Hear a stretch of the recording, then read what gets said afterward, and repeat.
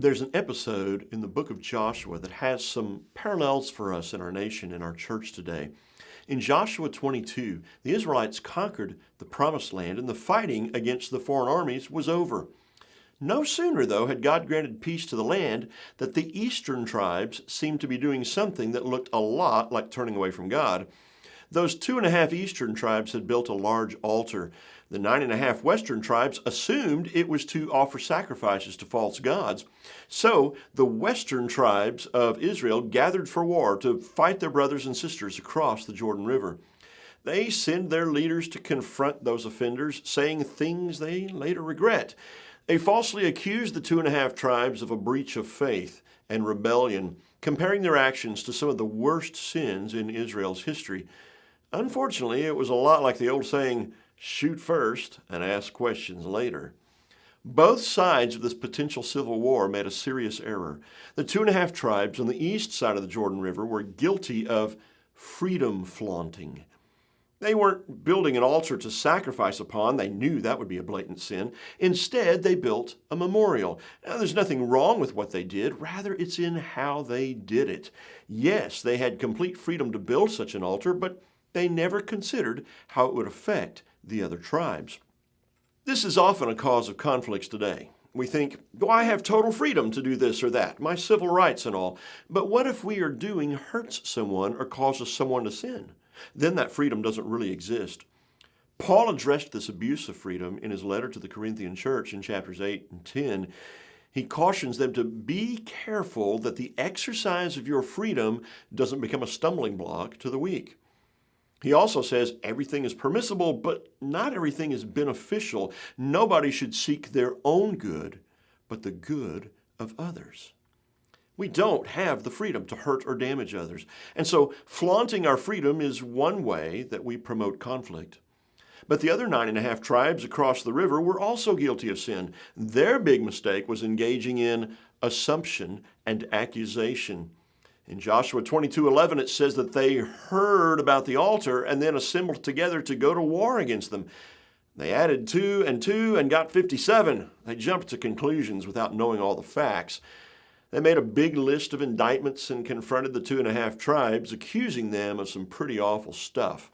And then the facts came out. The two sides listened to one another, and ultimately the eyes of all the tribes were opened.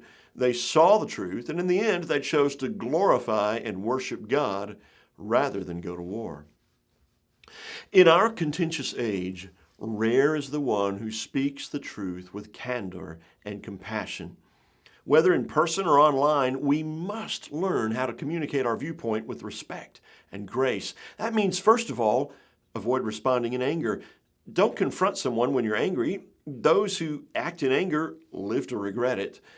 James 1:20 says, the anger of man does not produce the righteousness of God.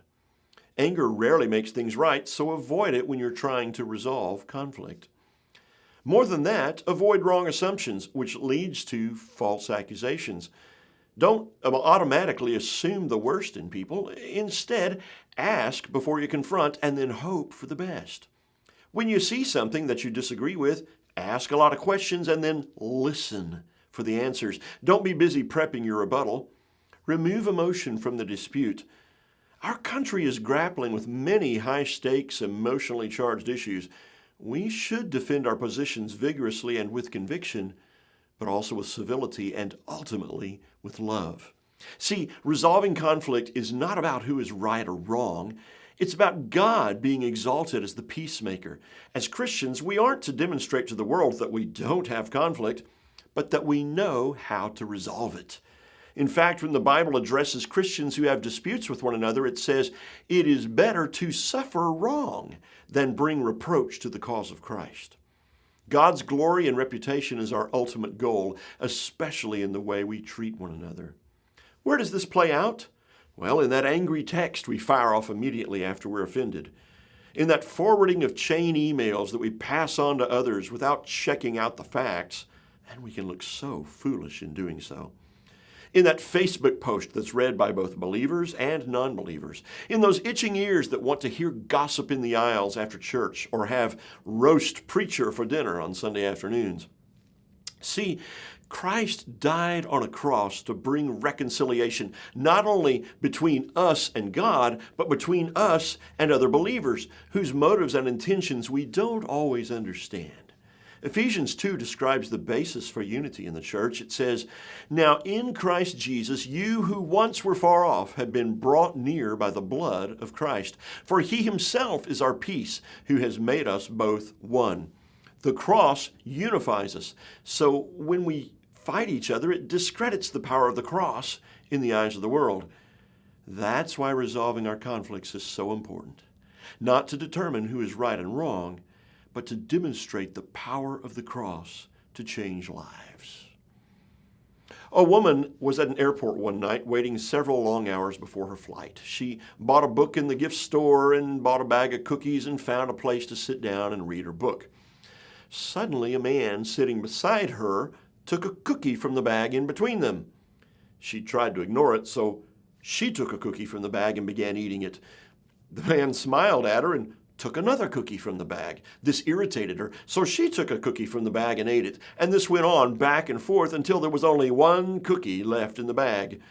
The man took the last cookie and broke it in two. He offered her half as he ate the other.